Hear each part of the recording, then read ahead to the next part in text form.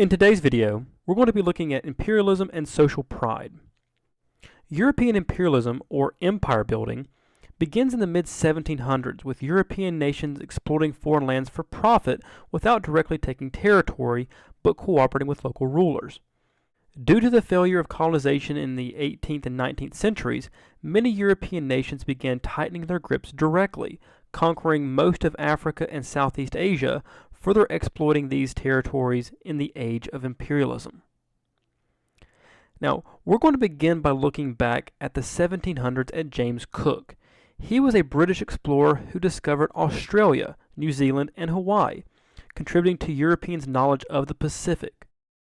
Now, the legacy of James Cook, why he's important, other than the fact that he discovered new lands in the Pacific, is that he showed Europeans how land outside of the Americas was valuable. There was more to the world than just the New World, that there was other places in the world yet to be discovered and explored. And that's going to be important in the next century because during the 1800s, Latin America experienced waves of revolution for independence, forming new nations in Central America between 1800 and 1830. But by 1830, few areas of South America were under European control, forcing many European nations to search for territory in a scramble for Africa. Looking at this map of South America, you can see in 1800 everything is shaded gray, representing that it belonged to a European power. But within 30 years, there was very little gray left, as many of these places had followed the United States example and had broken away from their European masters. Which leads us to our main topic of imperialism, which is when a nation extends its authority, which is to say its power or control, over a territory through economic or political conquest.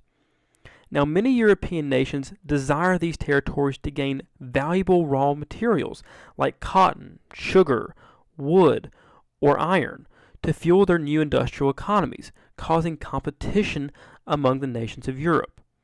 These same territories were also used to sell these manufactured goods, opening up new markets, fueling European economies yet again. And also imperial power came with military strategic power by being able to launch attacks from anywhere in the world. But lastly, you have the idea of spreading the faith. The Christian nations of Europe also desired to spread Christianity to pagans in Africa and Asia. Now remember, imperialism has been around since ancient times. It's nothing new. When we talked about the Roman Empire, we sometimes referred to it as Imperial Rome. However, 19th century imperialism took on a whole new light, as with the late 1800s imperialism, it impacted nearly every corner of the globe, as the major powers in the world went to enormous measures to compete with the other major powers and exploit new territory for profit and power.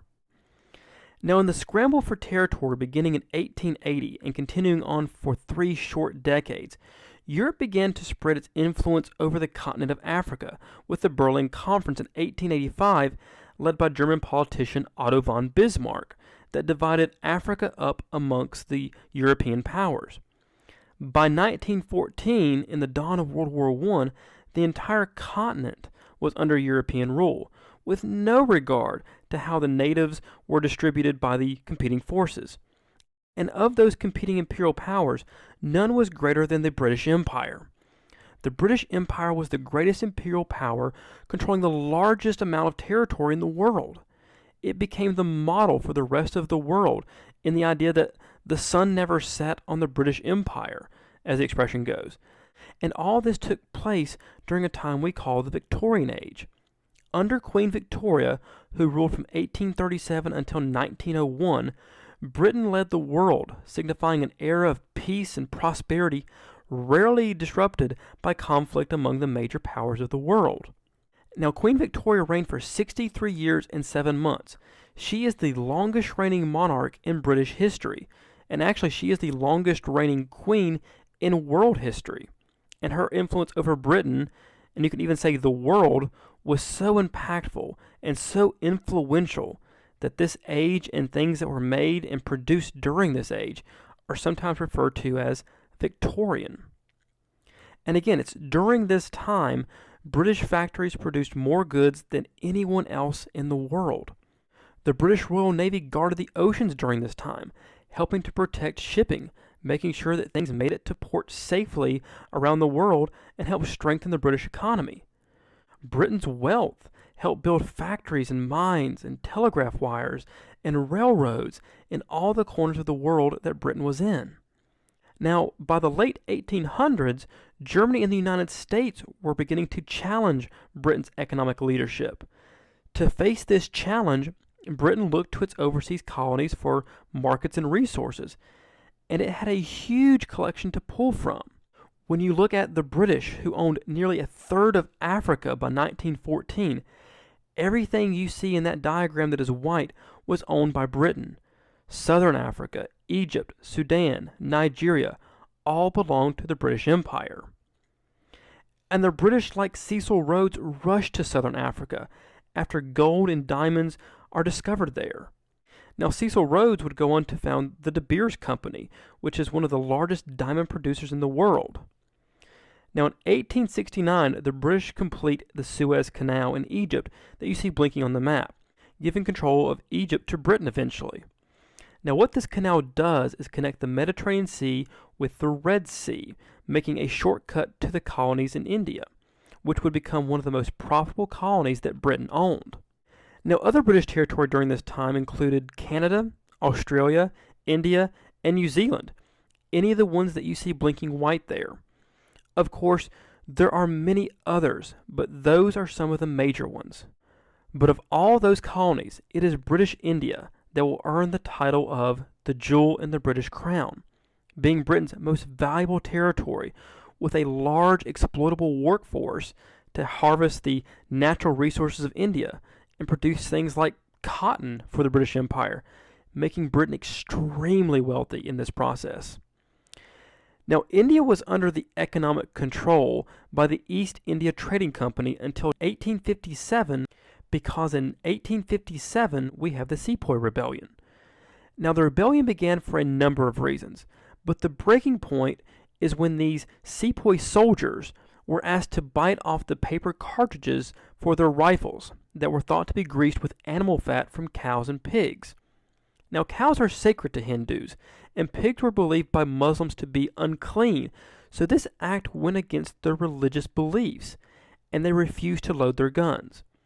So they were imprisoned for essentially insubordination. But once the sepoys were freed, the sepoys killed several British officers, eventually taking control of India until the British sent more troops to crush the rebellion, putting India under direct government control known as the British Raj, or reign, which would be paid for by a new salt tax. And eventually Queen Victoria becomes the Empress of India, and so India is now directly under British control. And so that is just a little bit of the magnitude of the British Empire. But other nations followed Britain's lead, seeing colonies as very, very profitable for their economic survival. Nations like France, who took over Southeast Asia and half of Africa, becoming the second largest colonial power in the world. Nations like Germany, who took over southern parts of Africa here and other Pacific islands. Countries like Austria, who start to move into the Balkans, there north of Greece. Other countries in Asia, like Japan, who start to look at East Asia and the Pacific as kind of a Japanese playground for expansion. Then you have the United States, who starts looking into Latin America with places like Panama, where the United States would eventually build a canal there, connecting the Atlantic to the Pacific. And Hawaii over here, which they will take in 1898, forming a new territory in the Pacific. Then on top of that, the United States gains international attention at the end of the 19th century, defeating the Spanish in the Spanish-American War in 1898, gaining the territories of Guam, the Philippines, and over here in the Caribbean, Puerto Rico. But gaining these territories and advancing their influence in these regions wasn't without conflict for these world powers. It would lead to numerous imperial wars as these powers advanced their imperial pursuits. For instance, the Opium Wars that took place in China in the mid-1800s, where the British fought over China's refusal to trade with the West. China didn't want to be taken over by these imperial powers that were coming in at it from all sides. And so they resisted these imperial powers, especially Britain, and fought these opium wars in the mid-1800s as Britain tries to come in and push certain products like opium on the Chinese people. In both instances, China will lose these wars, leading to what we call the spheres of influence, or these areas controlled by a foreign power. For instance, the Chinese city of Hong Kong was forced into British hands, becoming a major port city in China for the British Empire, gaining them tons of money. Then in Africa, we see something called the Boer Wars, in which the British attempt to advance on the Dutch in South Africa that were already there, called the Boers. So this is not actually the British trying to oppress or control Africans, but actually is a white man's war, with the British going to war with the Dutch Boers. Boer in Dutch means farmers. And so these two groups clash in two different wars. The first, the British fail at pushing the Dutch out, but the second time the British succeed and eventually create the province of South Africa. But back in China in the 1900s, we have something known as the Boxer Rebellion, where Chinese nationalists, known as the Boxers, failed to rid China of foreigners and tried to get rid of Western influence in their country. But again, they are put down by a coalition of imperial powers like the United States and Great Britain. But it's not just wars that are the impacts of imperialism. Looking at this chart, you can see there are some positive aspects and impacts of imperialism. For one, industrialization. Many of these areas that these imperial powers are going into don't have the infrastructure needed to harvest the resources of these areas. They needed telegraphs and trains. And so when these imperial powers come into these areas, they construct and they build it. And they build schools and they build sanitation facilities. And so you see improved sanitation, cleaner water, cleaner environments, and medicine comes to these areas. The lifespan and literacy rates of these people increase, as many people live longer thanks in part to cleaner sanitation and access to medicine. They're more educated, so they're able to read more, especially in places like India. Education becomes a very big and vital part of the British presence there. But you do have these negative aspects or impacts of imperialism. For one, all these areas these imperial powers are going into, they're taking these people's land. They're taking their independence. They're not free to do and conduct themselves as they want to. They're being controlled by an imperial power. Also, when these imperial powers come into these areas, a lot of the traditional culture of the region is kind of thrown out, and they're expected to adopt their imperial masters' traditions and cultures and language. And a huge impact of imperialism dealing with Africa is just the division on the continent. Even today, in modern times in the 21st century, so many of the conflicts that take place in Africa are a direct result of European imperialism in those regions, because many of the borders of those countries in Africa were dictated by Europeans, not taking into account the distribution of different groups of people. And so in many cases, you have a country that has 2 or 3 different groups or tribes that don't ever get along and have never gotten along with each other.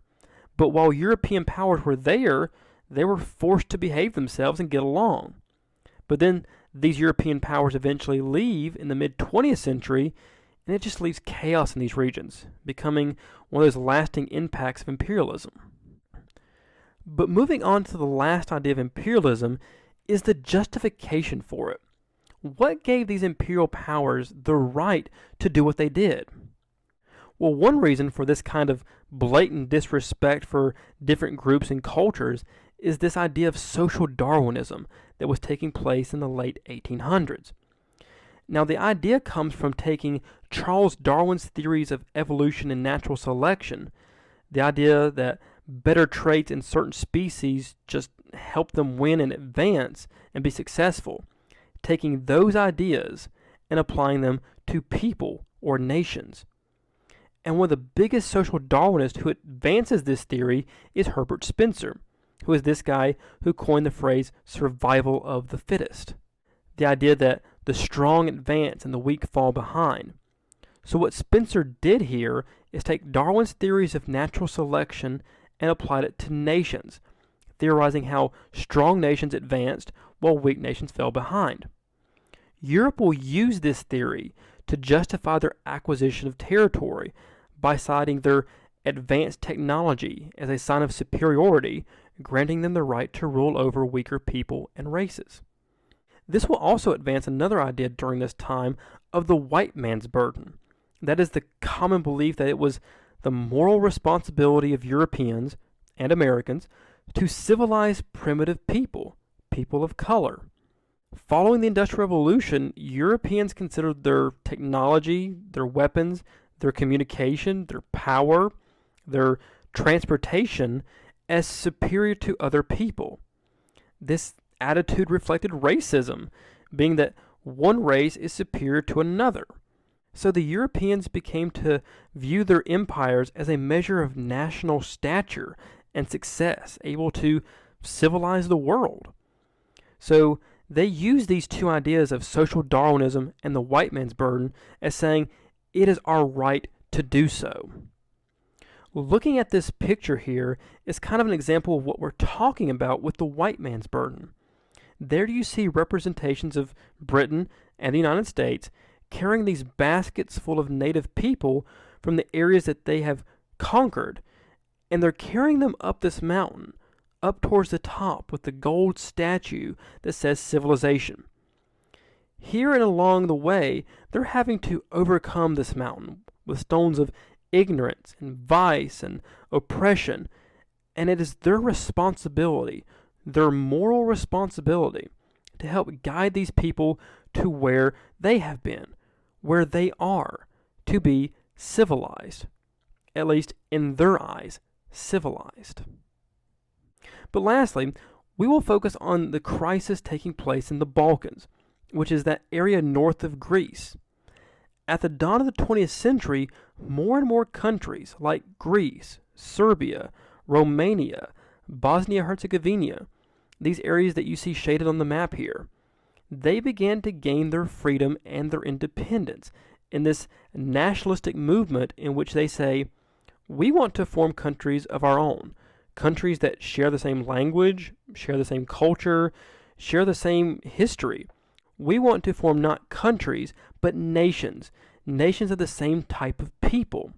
But in 1908, the Austrian Empire you see there annexes the territory of Bosnia-Herzegovina, causing outrage by Serbia, who also claimed it. Now, Serbia is mad because they wanted Bosnia. But to fully understand this conflict, you have to look at the ethnic side of it. Everything that you see in orange here are a German ethnic group. Everyone in green are Slavic or has a Slavic ethnicity. Austria is ruled by Germans. They take over Bosnia-Herzegovina made up of Slavic people. Serbia's mad. They're Slavic and they wanted this Slavic territory. Now Russia gets involved because, again, it's Slavic. It's a Slavic country that supports its Slavic neighbor, not wanting Austria to get any more powerful. Now Germany gets involved here because Germany supports Austria. Why do they support each other? They're both Germanic countries, made up of Germanic rulers. So Germany supports Austria, demanding that Russia accept Austria's conquest. Unfortunately for Russia, it has no help here at this time. So Russia is forced to back down because they're not able to take on both Germany and Austria yet. That will soon change in the coming decade, with Russia vowing not to back down from Austria or Germany again if the situation presents itself. And that situation will present itself very, very soon, as allies of both Austria and Serbia are poised, prepared, and determined to support their allies in the event of another confrontation. Over the next few years, alliances and tensions build among the nations of Europe, needing only a spark to ignite a massive war.